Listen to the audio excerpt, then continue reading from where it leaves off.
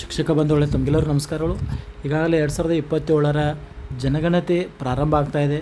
ತಾವೆಲ್ಲರೂ ಸಹಿತ ಮನೆ ಲಿಸ್ಟನ್ನು ನಾವು ಮಾಡ್ತಾ ಇದ್ದೇವೆ. ಸೊ ಯಾವ ರೀತಿ ಕಟ್ಟಡಗಳನ್ನ ಗುರುತಿಸಬೇಕು, ಜನವಸತಿ ಮನೆಗಳನ್ನು, ಜನಗಣತಿ ಮನೆಗಳನ್ನು ಯಾವ ರೀತಿ ಗುರುತಿಸಬೇಕು ಎಲ್ಲೋದ್ರ ಬಗ್ಗೆ ಸೊ ಕ್ಲಾರಿಟಿ ಇದೆ ನಮಗೆ. ಆದಮೇಲೆ ಇನ್ನೊಂದು ವಿಶೇಷ ಮಾಹಿತಿ ತಾವು ಗಮನಿಸ್ಬೋದು.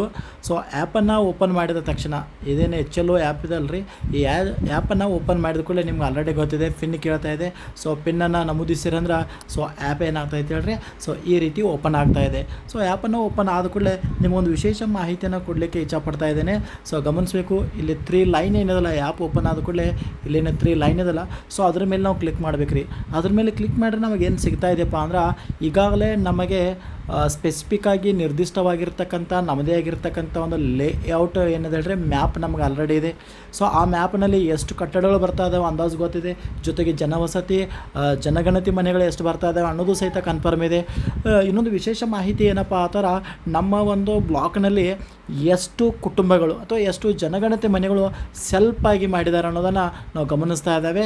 ತಾವಿದು ನೋಡ್ಬೋದು, ಸ್ವಯಂ ಗಣತಿ ಐಡಿಗಳು ಡೌನ್ಲೋಡ್ ಆಗಿವೆ. ಸೊ ಈಗಾಗಲೇ 7 ಏನಾಗಿದಾವಪ್ಪ ಆ ಥರ ನಮ್ಮ ಒಂದು ಬ್ಲಾಕ್ನಲ್ಲಿ 7 ಜನಗಣತಿ ಮನೆಗಳು ಏನಾಗಿದಾವಪ್ಪ ಅಂದ್ರೆ ಅವರಷ್ಟಕ್ಕೆ ಅವ್ರು ಏನು ಮಾಡಿದ್ದಾರೆ ಹೇಳ್ರಿ, ಆಲ್ರೆಡಿ ಗಣತಿಯನ್ನು ಮಾಡಿದ್ದಾರೆ. ಈ ಮಾಹಿತಿ ನಮಗೆ ಸಿಗ್ತಾ ಇದೆ. ಇನ್ನು ಆ 3 ಡಾಟ್ ಮೇಲೆ ಕ್ಲಿಕ್ ಮಾಡಿ 3 ಲೈನ್ ಮೇಲೆ ಕ್ಲಿಕ್ ಮಾಡಿದ ಕೂಡಲೇ ಇದನ್ನು ತಾವು ಚೆಕ್ ಮಾಡ್ಬೋದು.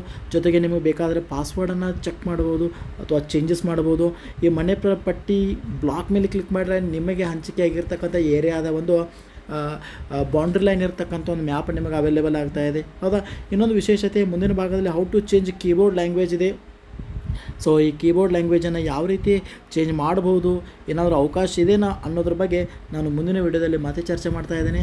ಇಂಟ್ರೆಸ್ಟ್ ಆಗಿದ್ದರೆ ವಿಡಿಯೋನ ಶೇರ್ ಮಾಡಿ ಅಂತ ಹೇಳ್ತಾ, ಎಲ್ಲರಿಗೂ ಒಳ್ಳೆಯದಾಗಲಿ. ಸೊ ಪ್ರಾಮಾಣಿಕವಾಗಿ ನಾವೆಲ್ಲರೂ ಕೂಡ ಏನು ಮಾಡೋಣ, ಜನಗಣತಿಯನ್ನು ಮಾಡೋಣ, ದೇಶದ ಅಭಿವೃದ್ಧಿಗೆ ಭದ್ರ ಬುನಾದಿಯನ್ನು ಹಾಕೋಣ ಅಂತ ಹೇಳ್ತಾ ಎಲ್ಲರಿಗೂ ನಮಸ್ಕಾರಗಳು.